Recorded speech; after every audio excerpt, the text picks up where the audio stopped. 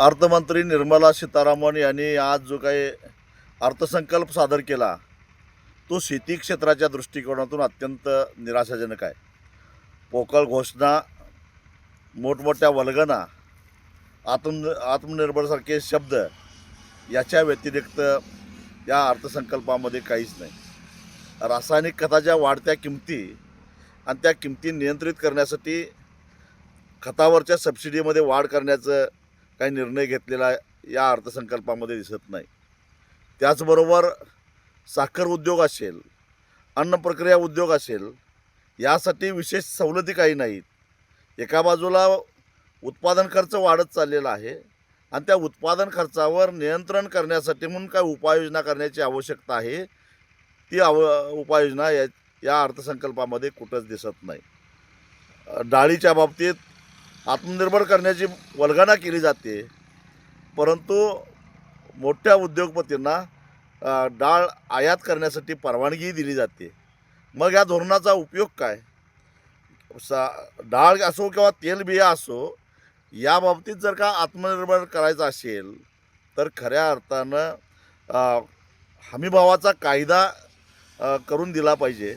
कारण जोपर्यंत शेतकऱ्याला मला हमखास गॅरंटेड एवढे पैसे डाळीतून, मग ते डाळ पिकं असतील, सोयाबीन असेल, तूर असेल, हरभरा असेल किंवा वाटाणा असेल, यातून मिळणार अशी खात्री त्याला होत नाही, तोपर्यंत डाळवर्गीय पिकाकडे शेतकरी वळणार नाही. तीच परिस्थिती तेलबियाच्या बाबतीतली आहे आणि त्या बाबतीत काहीच उपाययोजना केलेली दिसत नाही.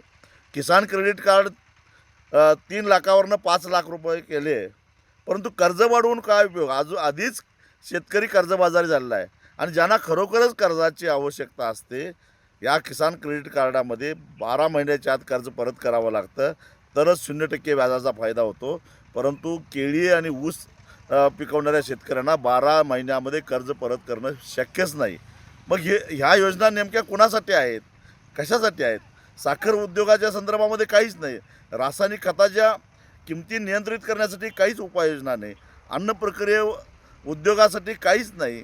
जर अतिरिक्त उत्पादन झालं तर प्रक्रिया उद्योगाला चालना दिली पाहिजे आणि अतिरिक्त उत्पादन प्रक्रिया उद्योगाकडं वळवलं तरच किमती स्थिर राहतील. पण या संदर्भामध्ये काहीच उपाययोजना याच्यामध्ये केलेलं नाही.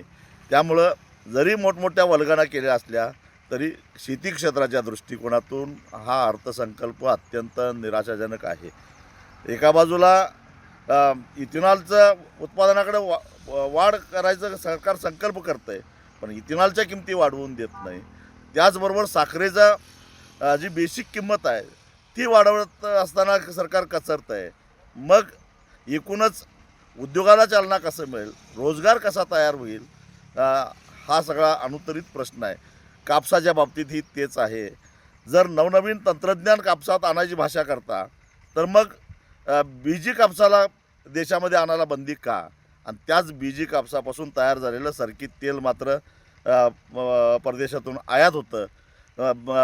त्याच बायोटेक्नॉलॉजीतून तयार झालेली जी काही बियाणं आहेत, त्यातून तयार झालेल्या सोयाबीनचे पदार्थ सगळे भारतामध्ये आयात होतात. मग इथल्या शेतकऱ्यांना तंत्रज्ञानाचं स्वातंत्र्य का नाही, हा माझा केंद्र सरकारला सवाल आहे. लोकशाही मराठी ऐका, पहा, जागरूक रहा.